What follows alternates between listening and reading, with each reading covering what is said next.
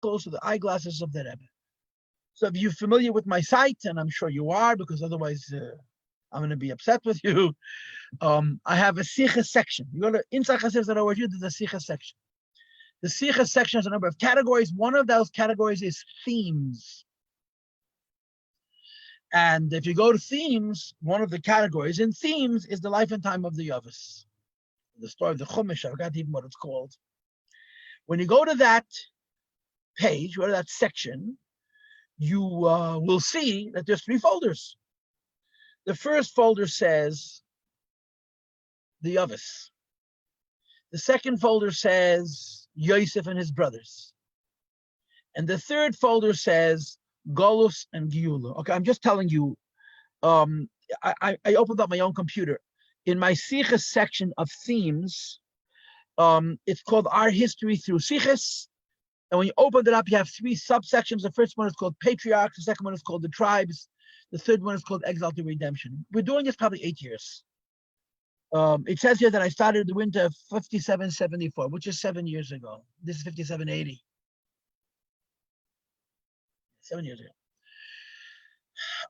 And we've been laboring through it. We've been learning it, and then it got a little bit more laborious. We learn the Sichos of the Rebbe that tells the stories of the Torah as a narrative, as a continuum, as an evolution. And I love these classes. I really love these classes. It's the preparation time for these classes is probably 1/10 of the preparation time that I do when I do Siddur. But I love them just as much. I love these classes. I love these classes because we're getting a perspective on the Torah. What's the Bible? What's the Chumash? Because the Torah is so misunderstood. On the most superficial level, the misunderstood Torah is a history book, a poor history book, an incomplete history book, what many people would call a partial history book. But it's not that. Torah is the story of the world through God's eyes. That's what Torah is. Torah is the story of the world through God's eyes. Now, of course, the biggest problem, if you're a libertarian, if you're a modern person, is that in the Torah there's this terrible, terrible, terrible sin, which is labeled the chosen people. Could you imagine? They think they're chosen. Now, and many a Jew has said, you want to be chosen? Go right ahead. Be kicked around and burnt and fried and roasted and crucified for 3,000 years. The Eibush, I talked about this recently, the Eibush did not create a world with parity. Parity is a fantasy. The idea that everybody should be the same and everyone will be happy was an idea that was thought of by the communists and the socialists in the 19th century. It's a wonderful idea, but that's it. It's totally impractical, as was demonstrated by the socialism and the communism of of most of this century. The Eibush did not create the world to be the same. He chose a nation. We're that nation. We're meant to be a light unto the other nations. And the Torah is that story. It's not only the story of the Jews, it's the story of the world through Hashem's eyes, through the Torah's eyes. And of course, therefore, the predominant people that are discussed are Yidden, but of course it includes also the obligation to non-Jews and so on and so forth, which I'm not going into at the moment. And that's what we've been learning. And every Sikha that we learn, every Maimer that we learn, changes your sense of the story from just being a nice story or a meaningful story, a story with a great lesson, to being a story of history. It tells the story of the world. Okay? Now, girls, I don't want to defend what we do. I'm not in the defense business. I'm not going to tell what I do. I'm just going to say one piece of defense. There's one thing that's undeniably true. We're still around. The Jews exist. They should have been gone thousands of years ago, let alone hundreds of years ago, let alone in the last century. We're here. I told you last week that Chabad.org did JLI or Chabad.org did a piece where they wrote that the New York Times, when they had the 100th anniversary, made 3 headlines, made 3 front pages.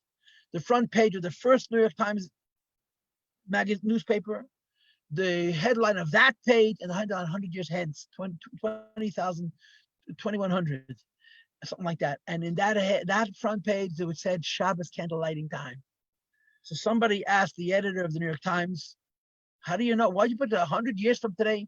He says the world is going to change. No one knows what's going to be, but Jews will be lighting candles.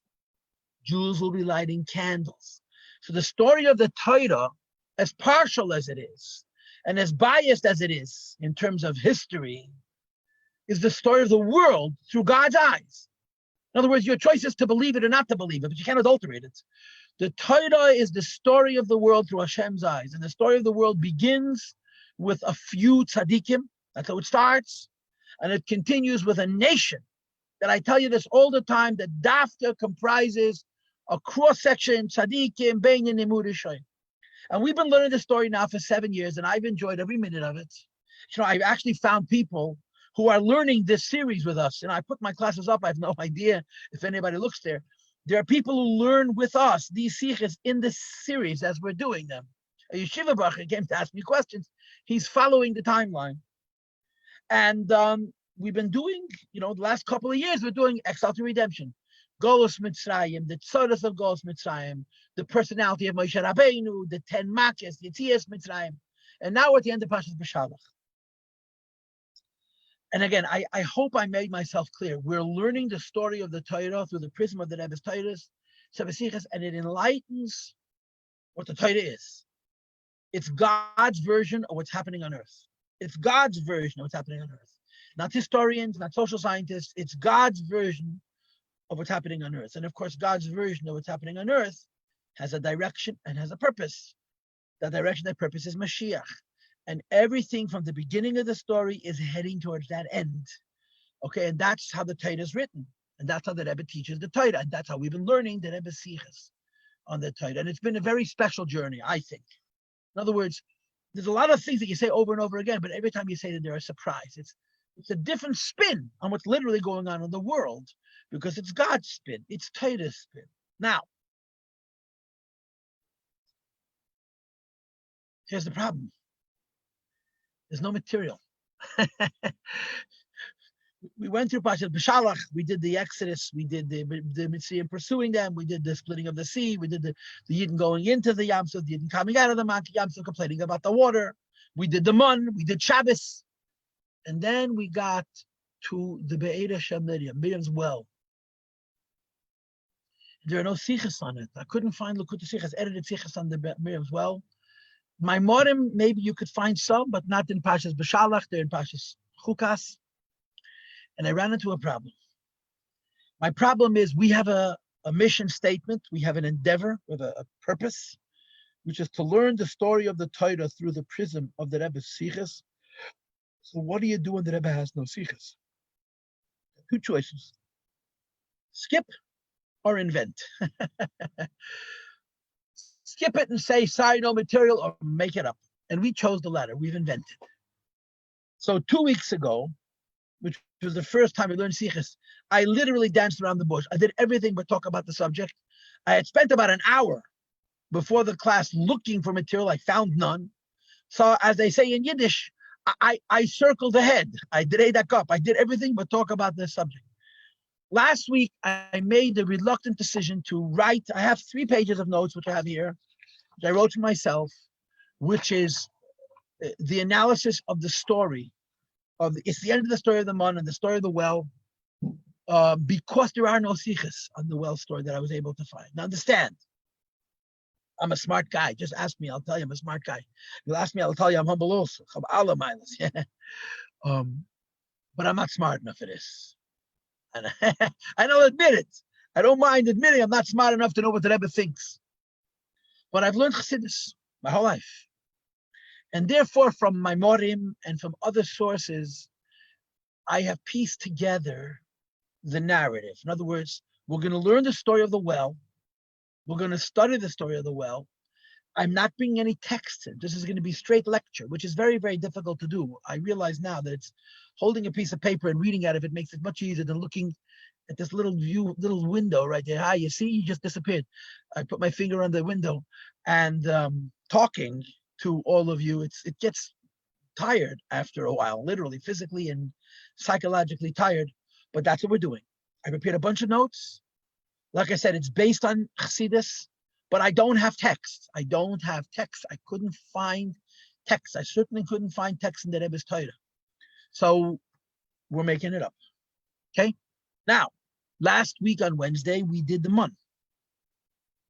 2 points. The very end of the month story, we did 2 points. Number one, that the man was eaten for 40 years, which is simply not true. And we had to spin until it became true that the man was eaten for 40 years. And number two, the idea that the man was put away for safekeeping. To take a jug of man and put it away. And I explained to you the significance of that. And if you remember the class of last week, I divided up Jewish history into 3 periods. Number one, when the Jews ate man. Number two, when Jews were able to see the man. And number three, when we're no longer able to see the man. This was last week's class. So now we move on. Right, now we move on. What are we doing today? Open up your PDF, please. Open up your what is it called?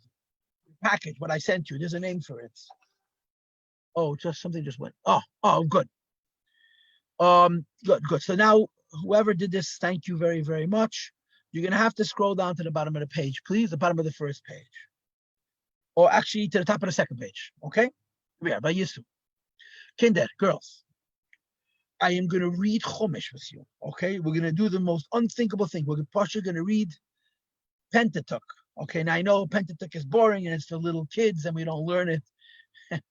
Unfortunately, we don't learn very much of anything. In Lubavitchers, learn Chitas. So we're going to learn a Pasha Chumash. We're going to learn in the Chumash the story of the Be'er. And when we finish learning the story of the Be'er, I'm going to do an analysis of it based on, like I said, a number of thoughts that I culled out of it from the Mefarshim and from Hasidus and a variety of different places.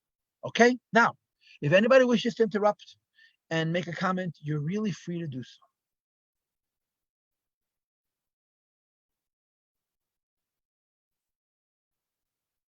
Okay, if anybody has no comments, maybe somebody has a comment.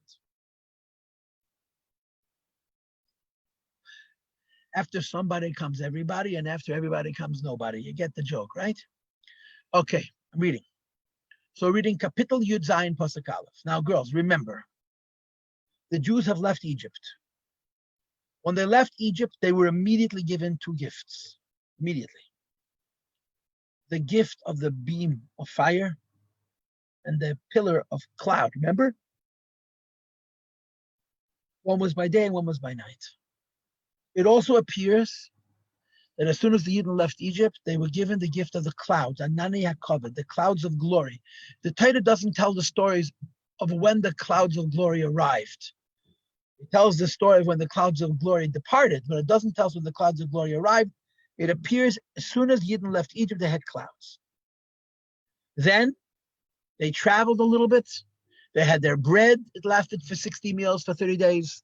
They ran out of food. Now, girls, what did they do next? Anybody? Complain. Two things.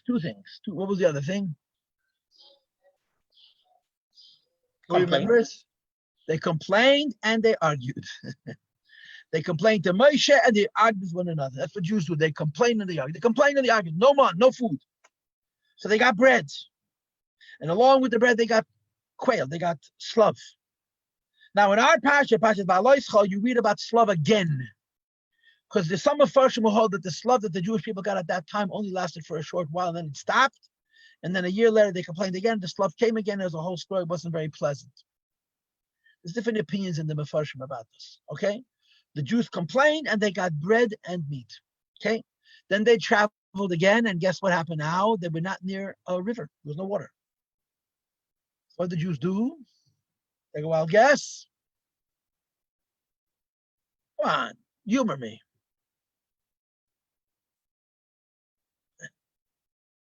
Ready? Complained? They complained and argued. And the Abishta gave them the Be'er Yesha Miriam, the well, the fountain of Miriam. And those are the 3 gifts that the Abishta gave the Jewish people. As soon as we left Egypt in the Sichos of Adam, we got the clouds of glory. We didn't really have a chance to talk about that. As soon as they ran out of bread, the Abishta gave them the mun and the meat. And as soon as they found themselves in a place where there was no water, the Abishta gave them the Be'er Yesha Miriam. Okay? The Be'er Yesha Miriam was a rock. In our parsha, it's called a tzur. In Parshas Chukas, it's called a selah.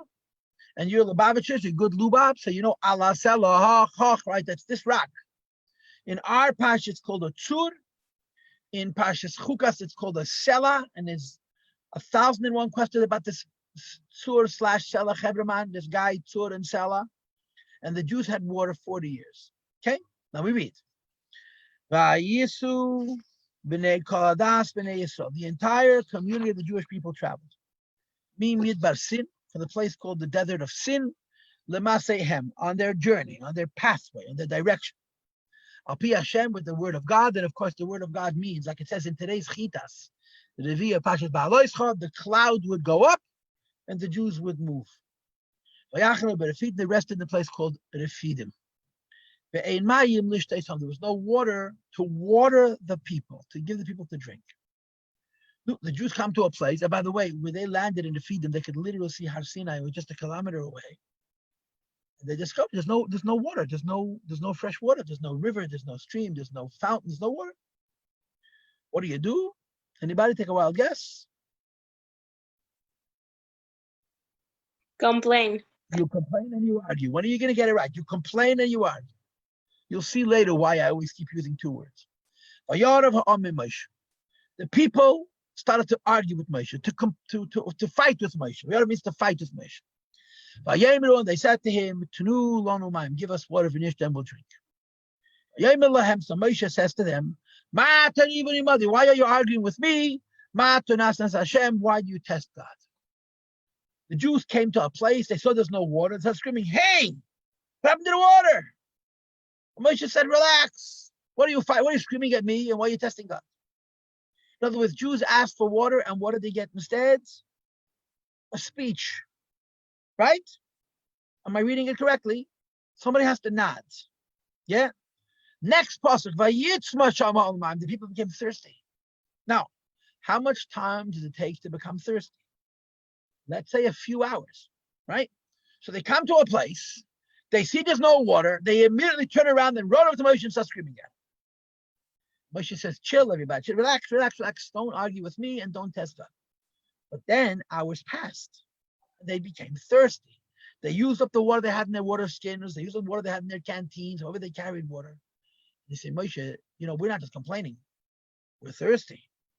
People became thirsty. And now it says, the nation complained. And there's a very big difference, girls, between the Hebrew word vayorev, which is in Pasuk Beis, and the Hebrew word vayolen, which is the fifth word in Pasuk Gimel. They're very different words. Vayorev means to fight, to argue, to fight. Vayolen means to protest, to complain. Vayolen home al Moshe. This time they didn't complain to Moshe, they complained about Moshe. They went to God and said, what kind of guy is this? Vayomer, and the Jewish people said as a collective, right? Vayomer is Lashon Yachid. The Jewish people said as one. Lama zeh, Heli's son of Messiah. Why did this guy take us out of Egypt? Lahamis oisi vesbana, to kill me and my sons, vesmiknai, and my livestock, but tumble from thirst. Now the pasuk says, Vayitzek Moshe ala Hashem, God Almighty, Moshe Rabbeinu karat HaKadosh Baruch Hu. The Jewish people did meriva. They argued. Moshe said, stop it. When the Jewish people did malina, they complained, we're thirsty. Now Moshe acted. And he turns to Hashem and he says, Lamed. You know what Lamed means? Anybody know what Lamed means? To say. Lamed doesn't mean to say. No. The next. Saying. What does that mean? Moshe screamed to Hashem saying, what is this, a poetry? Usually girls, now listen to me, I'm teaching you something, okay? Crown Heights Pacific girl, I'm teaching you something they don't teach you in school, they should teach you.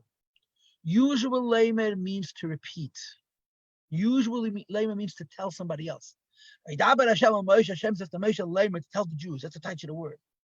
When you went to Beis Sifta for 12 years and they told that lamed means saying, they were stealing from you an education, because it's disgusting that kids go through an entire elementary, high school, and they have no idea what the word layman means. It's abominable. Layman means ibid to repeat, not saying, to say over. Hashem tells Moshe to repeat. Now, here's the problem. Mi amalami. Vayitzak Moshe. Moshe screaming to Hashem. If Moshe is screaming to Hashem, who's Hashem going to tell? The convention of gods? Huh? I'm asking a question. Vayitzak Moshe al Hashem. Moshe screams to Eibushter Leimer. What does Leimer mean over here? It can't mean to repeat, and it still doesn't mean saying. Leimer means answer me. Don't ignore me. That's the touch of the word Leimer. Vayitzak Moshe al Hashem. Moshe cries out to God and says, Leimer, I want an answer. If you learned Chitas yesterday, right? Yesterday's Chumash was about what? Anybody? What was yesterday's Chumash about? Pesach Sheni. Pesach Sheni.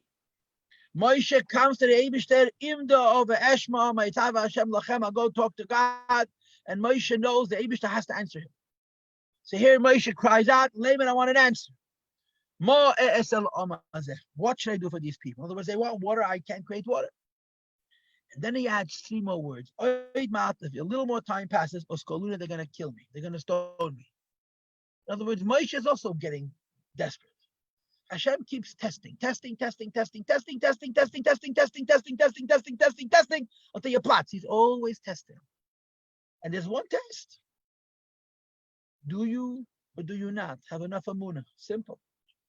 Do you or do you not have enough amunah? This is the test. They come to a place, there's no water. First they start to fight, and Moshe ignores them. Then they get thirsty. So Moshe addresses it. He says to the Eibishter, you're testing them, they're going to kill me. They're going to kill you, they're going to kill me. We continue to read. Pasuk, hey. Hashem Moshe. God Moshe says to Moshe Rabbeinu, pass in front of the people. And Rashi says, you think the Jews are going to kill you? Yeah, walk right in front of them and see what they do. Hashem got upset with Moshe Rabbeinu for saying that the Jewish people would kill him. Pass in front of the people. Take along with you Mizikne Yisrael from the Jewish elders, and that stick, which are used to hit the river the Nile, used to punish. Take with your hand and go. And of course, the Chazal say it. Rashi says in a number of places that Hashem tells Moshe it's important for the Jewish people to know that this special staff, the special stick that Moshe Rabbeinu carried, that according to the Chazal he took from Yisro's garden, was not only muchal l'poronis, it was not only prepared to punish the Egyptians, it was prepared to bless the Jewish people as well. Halach and walk. I'm going to stand in front of you over there. Alatzur, on the rock, b'chayrev. Chayrev, girls, means Sinai. That's what it means. Because the Refidim and Sinai were very close. I'm reading it again. I am going to stand before you over there. Alatzor, on the rock, b'chayrev, in the place called Chayrev. You're going to hit the rock. Water is going to come out of the rock. The people are going to drink. Moshe Rabbeinu did this. In the presence of the elders of the Jewish people, there's no way all the Jews could stand there and watch Moshe Rabbeinu hit a rock, but the elders came and watched, and there was rain for the Jewish people. This place became called Maso Meriva. Maso means test, and Meriva means fight, argument. Okay, Al-Riv b'nei Yisrael, because of the Jewish people's fighting and arguing with Moshe Rabbeinu. And the word, girls, the word Riv is in Pasuk Beis. Yeah? Va'al na'asei sames Hashem. And the fact that they tested Hashem, which is in Pasuk Gimel. Leimer. Leimer. Leimer. Saying, asking. And they're asking for an answer. Hayesh Hadeshem Rekebenu, is God amongst us? Imayin, or is he not amongst us? Okay, this is the story. So we just read 7 psukim of Chumash. 7. 1, 2, 3, 4, 5, 6, 7. These 7 psukim describe the story of the Be'er Shomim. Does anybody want to ask any questions or make any comments?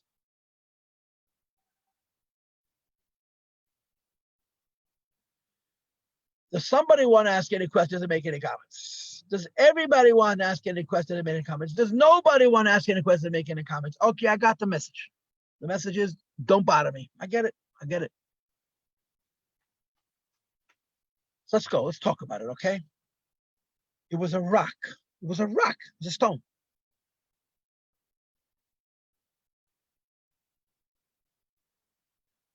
It looked like any other rock.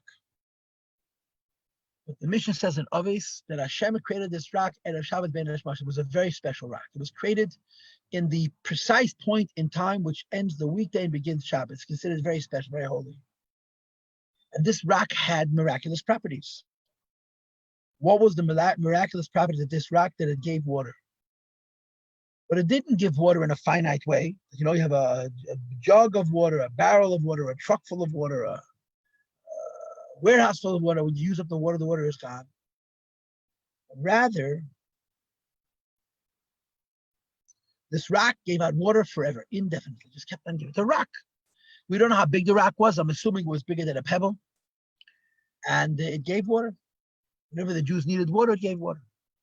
The beginning of this rock giving water was Moshe Rabbeinu hitting the rock. And he took the elders with him. So Rashi says in Parshas Chukas, later on in the Torah, that Moshe took the elders. I'm going to stand up, okay, because I'm falling asleep. Give me a second.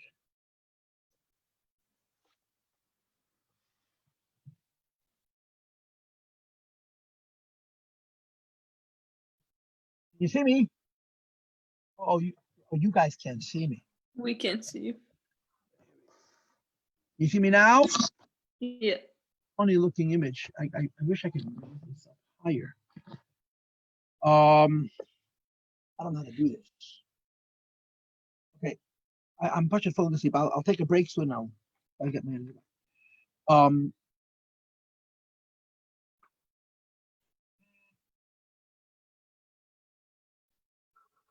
Moshe took the elders and he went to this rock and he hit it. And water started coming out. The elders, I don't know if Moshe told them or they knew by instinct, took their walking sticks and they symbolically made lines in the sand. A little line in the sand. This line in the sand became a canal, a crevice. And the water would flow from this rock to each one of the Shvatim. So the Jewish people living in a desert, in an encampment, right? 3 to the east, 3 Shvatim were in the east, 3 in the west, 3 in the north, 3 in the south. Each one of these 12 Shvatim had a little canal that brought water to them. And all the Jews had enough water. Now, girls, you have to understand something. I was not there, so I don't know how it looked, but I can tell you this. If you have a pipe that pours water nonstop, you're gonna have a flood. So this rock somehow knew when to turn on and to turn off, right? You're talking about a few million people and their livestock. They needed a lot of water. Each one of the 12 Nesiim took a stick, they made a line in the sand from the rock to where his shevet was situated, and the water would run from the rock to that shevet through this canal, and all the people would come, and probably they made secondary and tertiary canals. People made canals to their homes, and the entire Jewish encampment in the desert was a series of little canals, like in Mitzrayim, where water went from the rock to their homes, to their neighborhoods, and Eden had water. And you have to assume that this rock knew when to stop producing water, when to start producing water, because the rock gave out water indefinitely, it would have been an ocean. It was one of the greatest miracles in the world. Think about it. One rock, provides irrigation in the desert for 2 or 3 million people and their livestock. It's an enormous quantity of water that came out of this rock. And if the Jews lived, the plumbing, knew how to turn on and to turn off. There was no pipes. There's no valves and switches and handles that you can open and close. The rock somehow knew, Shevet Reuven is short of water. It belched out some water. It went down Reuven's canal, came right to that time it needed it, and then it stopped. Now, I just made that up. I didn't see this in any Mephidish, but I don't know how else to explain this story. The rock provided water for the Jewish people for 40 years. Okay? So here's the story. Moshe Rabbeinu was told by Hashem, go find this tzur. It's called a tzur, a rock called tzur. Hit it one time. Give us that. Bang.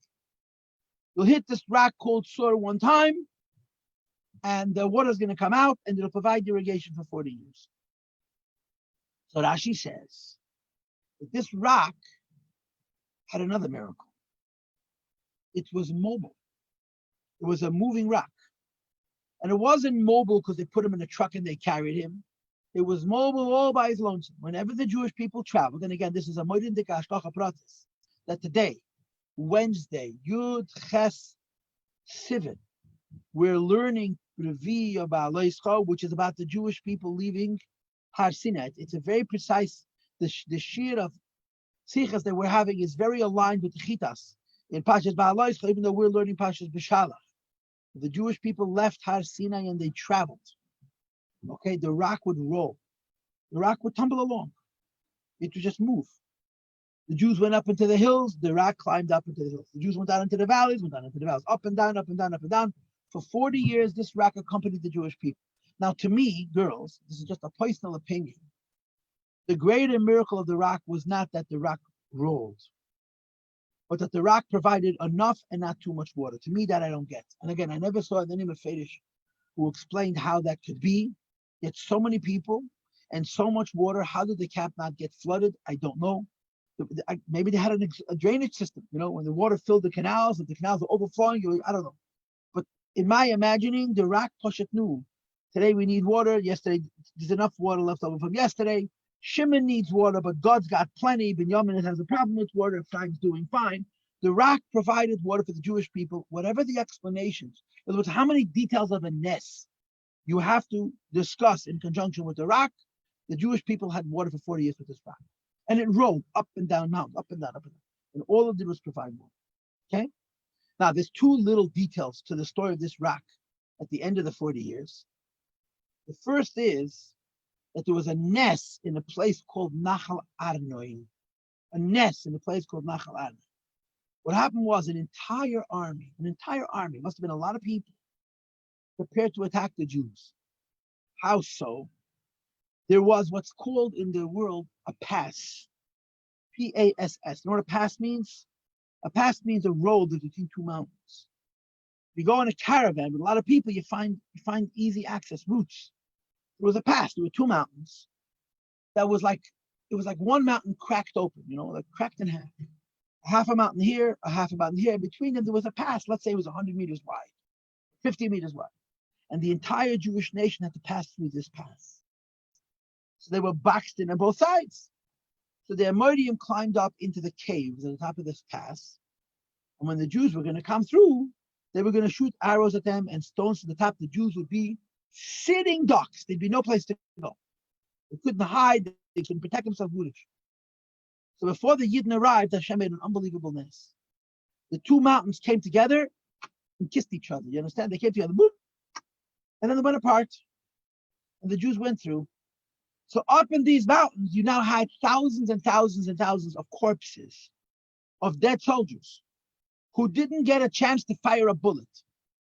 Because before the Jews ever arrived, the two mountains came together, they gave each other a little kiss, they rubbed against each other, they pulled apart, and all the Amorim stuck in these caves were chopped meat. You understand? They were not in a position to shoot any stones or boulders or fire bombs or arrows. They were done. And the Jews passed through. All the problem, the Jews passing through, they never knew the Ness. They never knew the Ness. They never knew the Ness. So the Be'er Shemirim climbed into that valley at the bottom of the pass and started to spew out water. And didn't stop. The pipe broke. You understand? Didn't say, okay, you didn't have enough, I'm going to stop. Kept on filling up the more water. It made a flood. And the water climbed and climbed and climbed and climbed higher. The entire area between these two mountains became filled with water, the entire gorge, until it reached the place where the caves were. And when the waters reached the place where the caves were, it began to wash the bodies out. And then when the water went down, the Jews saw thousands of corpses, tens of thousands of corpses, that the Be'er of Miriam had gone into this pass, filled. You see, this is the point. This time the Be'er of Miriam didn't stop. Kept on producing water, more till the entire chasm, the entire split between the mountains was filled up to the top, and all the bodies were washed out. And the Yidden said, "Shir Oz Yoshi Yisrael the Shir as Leisa." I think La Hashem Oz Hashem Ali Be'ed and New Lod. They sang the Shir Sabe'ed. It's one of the 10 songs the Jewish people sing. The Jewish people sing historically. It's in Pashas Chukas. They sang the song of the well when they saw the well not just provide them with water, but that this well of Miriam actually showed them a nest that Hashem had performed. We understand what I just said.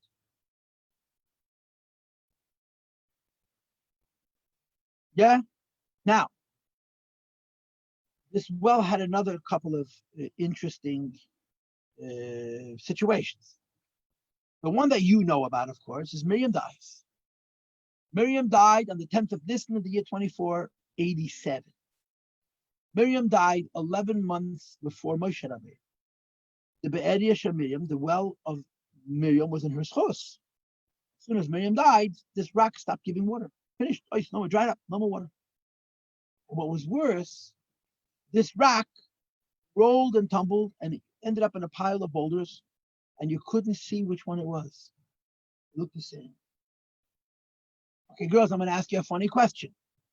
What happened next? Hashem told Moshe Be wrong, to speak to the rock. No. What happened next? How many times am I going to have to say it before I put this? Complained. The Jews complained and argued. That's what happened next. Whenever I say what happened next, the Jews complained until I tell you no. The Jews complained and argued. They complained to Moshe and argued with each other. I'll tell you later what the argument is about. No more water. So Moshe goes to the Eibishter. And the Eibishter says, go find that rock and talk to it. Go find that rock and talk to it. There's a couple of things you have to understand. 40 years before, in the Psukim we just read, in this page, it says the Fedish. V'hikisa. Hashem told him to hit the rock. No one holds it against Moshe Rabbeinu that he hits the rock. Hashem said, v'hikisa, but to hit the rock. 40 years later, it says, v'dibartem. We should talk. But there's another difference. Girls. In our Pasha, the rock's name is Tzur, Tzadik Vav Reish. In Chukas, the rock's name is Sela, Samach Lamed Ayin. Ala Sela Hoch Hoch. We should really sing Al Hatzur Hoch Hoch. Ala Sela Hoch Vayetzu Moyim. Right? Moshe hits the Sela, and Hashem gets very upset at him. Why? Because Moshe was told by the Eibishter to talk to the rock. And instead of Moshe talking to the rock, he hit the rock. Why did Moshe make this mistake to hit the rock rather than talk to the rock? There's a bunch of reasons. Reason number one, because 40 years earlier, that's what happened. First time around, they hit the rock. Okay, hit the rock again. Reason number two is Moshe couldn't find it. The rock was mixed with a bunch of rocks. And he went over to rock, AZ 57469218867 GWQ. And he spoke to that rock. Nothing happened. It was the wrong one. So he went to the next rock. AZF 498622227189 FFA. And he spoke to the rock. And nothing happened. So he went to the next rock. And Moshe realized that the rocks are not responding to his words. So he went to the next rock and hit it. And this time he had the right one. That's what Rashi says. Moshe tried to speak to a number of rocks, but he couldn't tell which one he needed to speak to, and nothing happened. So he figured maybe he misunderstood the instructions. Maybe he has to hit the rock. So he went to the next rock, and now it was the right one, Bashkocha Platis, by divine hand, and he hit it twice. And Hashem got upset. Because Moshe hit the rock twice, he was deprived of going into Etzral. He passes away in the desert, and Yeshua ben Nun takes it into Etzral. Moshe and Adam both pass away. Both pass away because speaking to the rock rather than hitting the rock. Now the Mefarshim all get all cooked up and excited and worried and nervous and upset and disappointed. What was the big sin? What did Moshe do so terrible? Is it as many answers as there are rabbis? One of the answers is, Rashi says, had Yidden seen Moshe speak to the rock produced water, would have been unbelievable Kiddush Hashem. Why? A rock has no free will. A rock has no reward. A rock has no punishment. You tell him what to do, he listens. The Jew has free will. The Jew has reward. The Jew has punishment. You tell him to do the will of Hashem, he has to listen. But if you hit the rock to get water, what do the people say? No different than my obnoxious 7-year-old. You have to hit him. It took away that prospect, that possibility of Kiddush Hashem. Had Moshe Rabbeinu spoken to the rock, would have made a great inspiration by Yidden to listen to Hashem's words, not just when Hashem gives them a zetz and cup with a stick. That's number one. Okay? Number two, some of the Mefarshim say that the crime of Moshe Rabbeinu was that he hit the rock twice. If he hit it only once, Hashem would have forgiven him. It's because he hit the rock twice twice means to say that there's really two gods, and this was a mistake. Okay. Now, one of the Mefarshim actually says that Ramban and Ibn Ezra actually, or the Rabbi Yochai actually says that Moshe didn't do anything wrong. Moshe was supposed to hit the rock, even though the time before it says to speak to the rock. Moreover, Moshe was supposed to hit the rock twice for reasons that I can't get into the moment. Kabbalistic reasons, you have to speak to the rock twice. But the Jews saw, and the Jews misconstrued. Moshe's hitting the rock, says the Ramban, I think, was not a sin. Hashem told him to hit the rock. He speak to the rock. He understood that this means he has to hit. But twice, twice means that once is not enough. Now, if there's only one God, once is enough. If there's more than one God, then you have to negotiate between the gods. So because Moshe hit the rock twice, it's held against him, and him and Aaron Cohen passed away in the desert. This is the story of the Be'ed in brief. Okay? Questions or comments?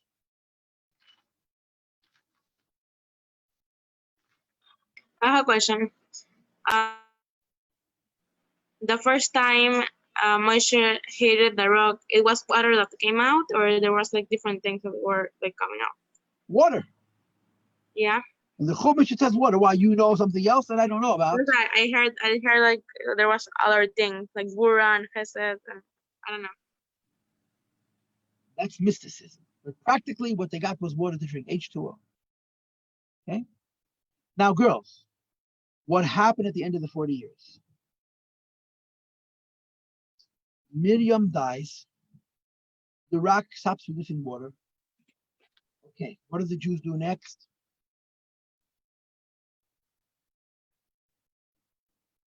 Complain.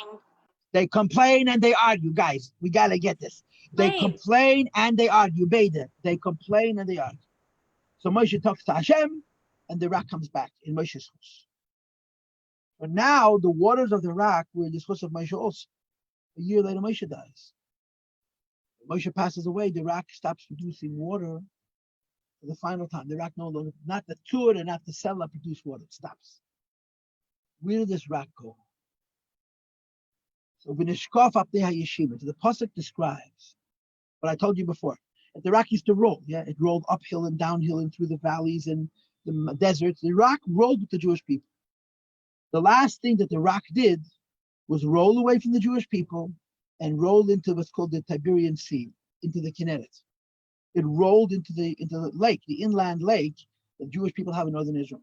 And it sits there to this very day. As I told you last time, people say that every Matzah Shabbos, in the Kabbalah, every Matzah Shabbos, the Be'er Shalmidim gives out water. And if you're zeichet to drink it, you have Atzlach and Limud HaTorah. And Reb Chaim Vital writes that he could not understand the teachings of Arizal; they were too difficult for him. So Arizal took him onto the Kinneret, and he took on a Matzah Shabbos. He took a cup of water, he told Reb Chaim Vital to drink it, and after that he was able to understand, because every Matzah Shabbos, the Be'er Shalmidim gives out water fresh, and if a person is zeichet to get that water, his mind opens up to Torah. That's the end of the story of this rock. Okay? So we're going to stop now for about 5 minutes, let's say 10 minutes. And when we resume, we're going to begin to analyze these psukim point by point. Are we clear?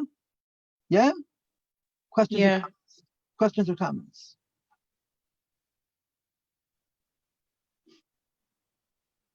Okay, I'll see you in 10 minutes.